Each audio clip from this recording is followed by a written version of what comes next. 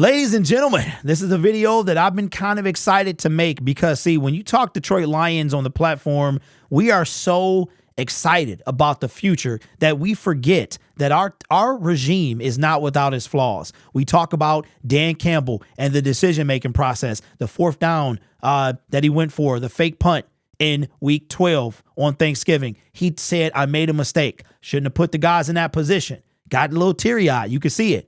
So it's okay to criticize the Detroit Lions. Not everything that they're going to do is perfect. They're not going to be bubbles and rainbows. I don't have to be happy about every single move that they make. Okay. I can be critical. I can be overly critical. That's up to me. Right. So what you do when it comes to Brad Holmes and Dan Campbell, Aaron Glenn, Ben Johnson has been the golden boy.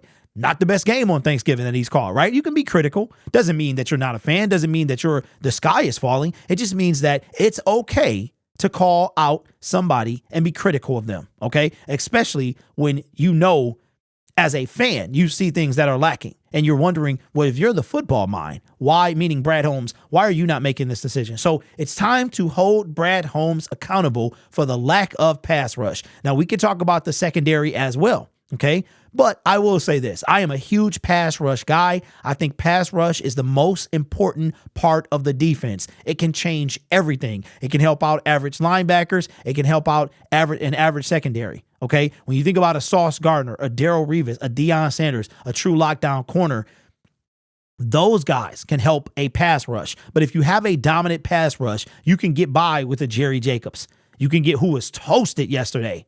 Thanksgiving, he got absolutely annihilated. Again, not a true number two, but we can debate that in another video. So when it comes, we're going to focus on pass rush. How has Brad Holmes addressed the pass rush in both free agency and the draft over his regime? Now, I'm going to leave Dan Campbell out of this because Brad Holmes, being the general manager, he has the ultimate say-so. I know him and Brad are, my buddy. Remember that commercial? Those of us that were born in the 80s or 70s, my buddy and me. That is Brad Holmes and Dan Campbell. Love to see it. But Brad Holmes has the ability to trump Dan Campbell if need be, right? Just like Sheila can trump him if she needed to. All right, so shout out to Wikipedia. I know it's not always right, but whoever takes the time to do this stuff, save me a ton of time. Donate to Wikipedia if you can, because when you're searching for something, the first thing you see is Wikipedia. So let's look at Brad Holmes. Let's look at the additions. Now, 2021 will cut him a little bit of slack because of he was coming from the regime of the man who shall not be named. Okay. What's that Harry Potter, a bad guy? I've never seen Harry Potter, but I know that he got a name. So we're going to focus on the pass rushing position, right? So we're looking at the free agent acquisitions as in 2021, and we did not do our defensive tackle. So the only person on the defensive line we brought in was Brian Price, who is no longer on this team. Now, let's look at the draft selections, okay? We brought in defensive line Levi Onwuzurike, Aleem McNeil, and that's who we brought in on the defensive line. Now, out of these two people, which one is a win? Which one is a flop? Right now, Aleem McNeil, who is a third-round pick, is outperforming Levi, okay? Year number one. So after year number one, are we going to say that Brad Holmes both failed the pass rush in free agency and the draft? I'm going to say yes, fail, okay? Again, I'll cut him a little bit of slack because of what he had to work with. I'll still call it a fail because the bottom line is it was, all right? Now, let's go to the year of 2022. All right. Here we go. Additions. This is who we brought in free agency. On the defensive line, who did we bring in? We brought not a single player on the defensive line. And we let Trey Flowers walk. Thank God. Now, let's go down to the draft. What did we do? We got our guy here, Aiden Hutchinson. Fantastic. Then we have Josh Pascal, defensive end. I thought he was a DT. Okay, cool. Who else did we put on the defensive line? We put James Houston on the defensive line. So if you're keeping up with me, on the defensive line, we got no one in free agency. And in the draft, we got Aiden Hutchinson. We got Josh Pascal. And we also got James Houston. Okay, so Aiden Hutchinson, win. Josh Pascal, loss. And James Houston, to me, mid. All right. So if you're keeping track, we got Aleem McNeil, win. He's second to Hutch in sacks. Aiden Hutchinson, win. Josh Pascal, loss. Levi Onwuzurike, loss. I keep wanting to call him Malcolm Rodriguez because they were drafted in the same round. James Houston, mid. That is my personal opinion. Okay, so would you say that Dan Campbell failed in year 2 with both free agency and the draft? I'm going to say free agency failed. The draft was, if I had to give it a grade, I would say a solid B. A solid B. I'll give you Hutchinson, raises that a lot, and Josh Pascal, I would give that a D-, and I would give James Houston a C. He was a 6th round pick. I'm not going to be too hard on the kid. My only issue, y'all know what it is. I just don't think he's as good as you guys think that he is. Okay, so now let's go to 2023. I don't know why my voice did it. A 3. All right, so looking at 2023, who did we bring in free agency? On the defensive line, we didn't bring a single person, but we talked about it before. Our secondary was suspect. So Brad Holmes in free agency decided to address the cornerback position. We brought in 1, 2, 3. And then CJ Gardner-Johnson was a secondary player as well. Now let's go back to the draft. Here we go. Defensive line. We brought in Broderick Martin, who has played 11 snaps in the 2023 NFL season. So if you are keeping up with the Detroit Lions, Brad Holmes bringing somebody on the defensive line, he has failed overall. I am going to give him a D addressing the defensive line. You know what? Remember in school, they had the nerve to give out D+. I give Brad Holmes a D+. A D+.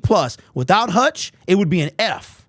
Without Aleem McNeil, it would be a D-. And because of James Houston, I'll put it up to a D. And I'll sprinkle in a little bit for the first season being busted, meaning he didn't have anything to work with, and I'll give him a plus. D+, Brad Holmes has done for this defensive line, for this pass rush. Overall, we're talking about defensive tackle and defensive end. Now, not to mention the trade deadline of every single year, including 2023. Year 1, I don't remember if we were sellers. Year 2, we sold TJ Hawkinson. Year 3, we chose not to do a thing about it.